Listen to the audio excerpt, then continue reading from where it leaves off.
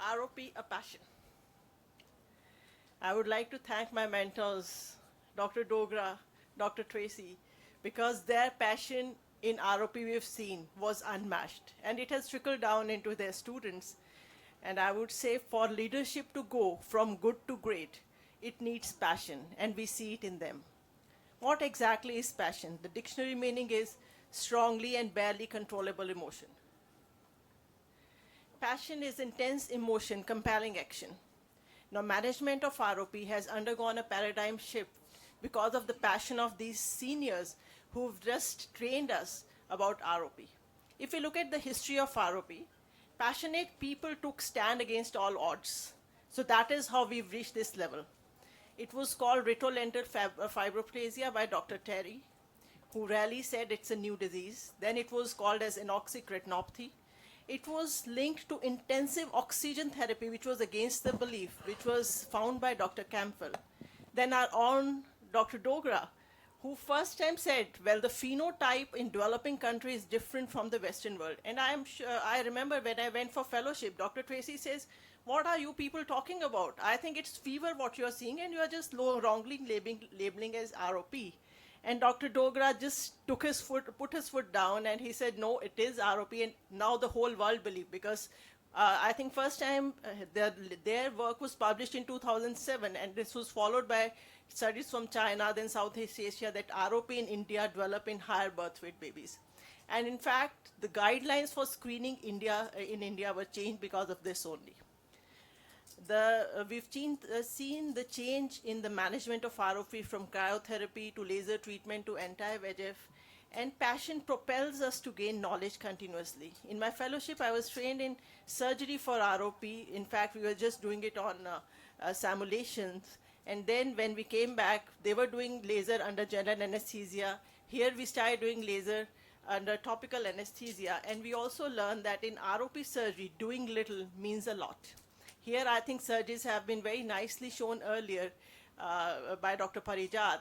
And it is that he rightly said, you just have to cut the traction, and then the retina falls back. The retinal detachment opens up on its own. You just have to wait. So in ROP surgery, doing little means a lot.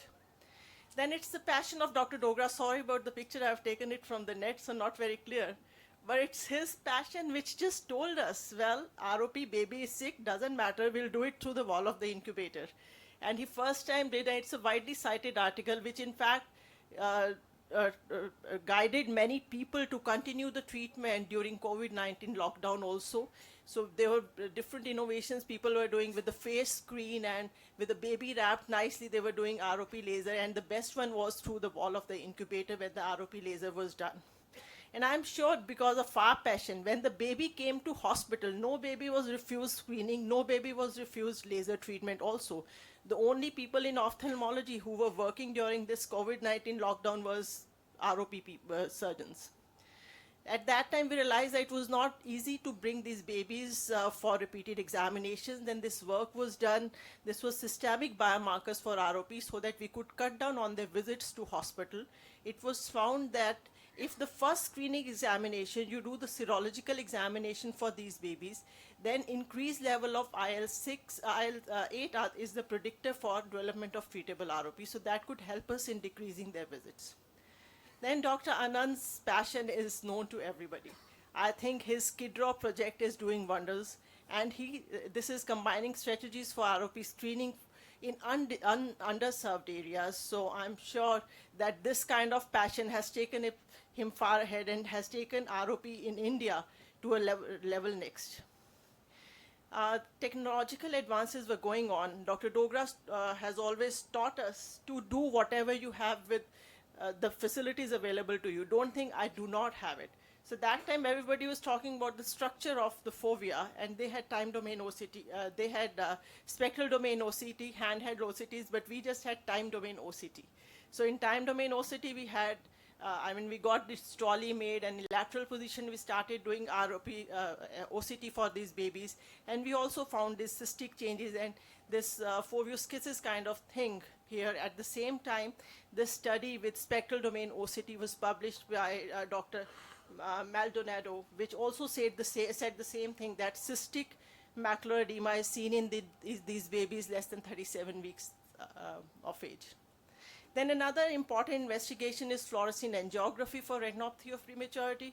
And we did analyze our data of 99 babies, and then we saw that FFA could serve as a predictor for progression in these cases. The popcorn lesion and delayed arterial perfusion is the predictor of progression of type 2 ROP to type 1 ROP. And this also helped us in picking up a lot many things which were not known earlier. If you look at the lower down fundus pictures, it's it's difficult to tell this baby would have notch, the lower down baby, and you would have hardly developed fovea in these cases. And FFA is giving us a lot much information for ROP. Now, long-term follow-up has been rightly emphasized earlier is important for this baby. The first picture is of a baby who we had operated for stage 4A ROP.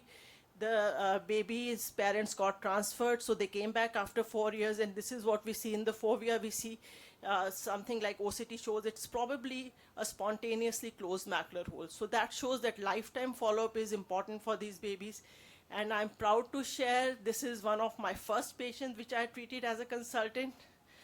She's been awarded MA Political Science now. She was stage 5 ROP both eyes.